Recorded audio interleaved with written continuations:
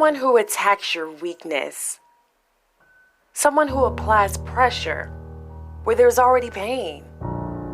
They don't talk to you. They talk at you. And when they talk at you, they use the following: humiliation, hypercriticism, an unpleasant fucking tone, attitude, sometimes even false accusations. They exercise domination and control.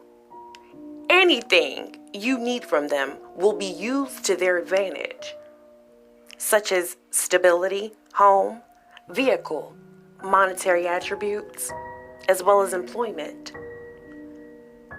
They use withdrawal of affection, especially when you don't give them what they want, because all narcissists have a sense of entitlement with limitless expectations. If you got it and they want it, they expect to have it, even if it's your last. What's wrong? What? You'll notice that everything suddenly becomes your fault. If they get sick, it's not because they didn't wear a coat and protect themselves. It's because you were coughing last week.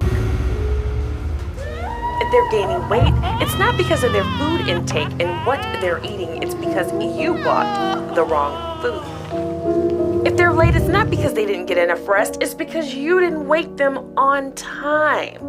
If they suffer from substance abuse, it's not because they have a problem resisting temptation. It's because you're stressing them out. Remember, everything, and I mean everything, becomes your fault. But don't take it personal, because all narcissists lack accountability. And they're so fucking childish. They cut you off and become dismissive when you have a difference of opinion. If your thoughts don't align with their thoughts, your opinion has no value. They are highly critical to others, but not to their face. And it often leaves you confused how they can be so engaged and attentive to the ones they secretly hate in silence, but they treat you like shit at all times, from all angles, and often give the go-ahead to the people they secretly hate to treat you like shit as well. They feed off of drama. There's always a story to tell about what so-and-so did and what so-and-so said. And oftentimes they embellish the end of these stories by concluding it with statements that make them look tough and make them look like a badass. Saying shit like, I told him to kiss my ass, or I said hell no, when in actuality, they said nothing. And what they didn't have the courage to say to them, they will later say it to you. Because unfortunately, in their little fucked up world, you have become their designated narcissistic supply. They have no sense of humor, especially when it comes to themselves. Everything becomes serious.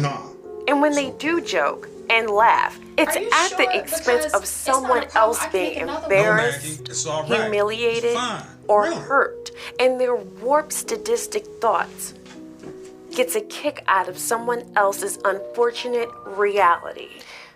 If they see you taking control over a problem or a situation, they will rebel, even if it's necessary, and they know authority is needed. They have to object, because any idea that's not their idea is a bad idea. Instead of complying with fresh ideas and new outlooks and even changes, they will purposely proceed with the original way of doing things to let you know they don't respect you or your opinion. And in some cases, they will let time pass. And just when they think that enough time has passed and everyone's forgotten, they'll take your ideas along with few of their own, twist it, and present it as the idea of leadership courage, as if they weren't motivated and inspired by you. And what you've already made an attempt to incorporate, they will present it as new. They look at people as objects that they can use, And when they're no longer useful, they're thrown away and discarded.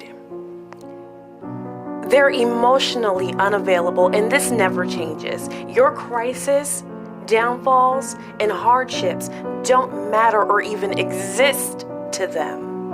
The narcissist will despise anyone who doesn't support their bad behavior. If you're a friend or a sibling or a child of the narcissist, know that they are extremely jealous of your children, other friends, other siblings, and they resent what you provide for them because they feel entitled and more deserving of it. And if you really pay attention, you'll notice that they make subtle efforts to sabotage the bond that you have with these people and anyone else who is in their way. And though you may not be able to tell the difference between the two, all narcissists have a public face. They have a mask they wear in the presence of anyone outside of their home, while those who live with them know the unfiltered truth and have no other choice but to suffer in silence.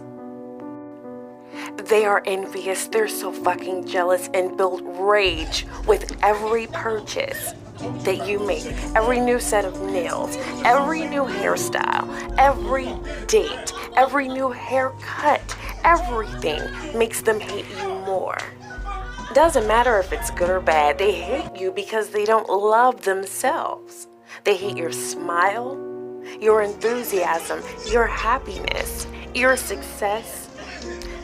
They're so fucked up, they even hate the fact that you love them, especially if you're their narcissistic supply. The fact that you love them even still confuses them. And if they're confused, it means that they lack control, and the narcissist has to be in control at all times. And since they can't figure out why you haven't jumped off a bridge, they fight even harder to make you feel the way about them that they feel about you. In conclusion, I want to let you know that if you want to be free, you can be free. But you're going to have to go no contact. Because the best way to deal with a narcissist is to not deal with them at all.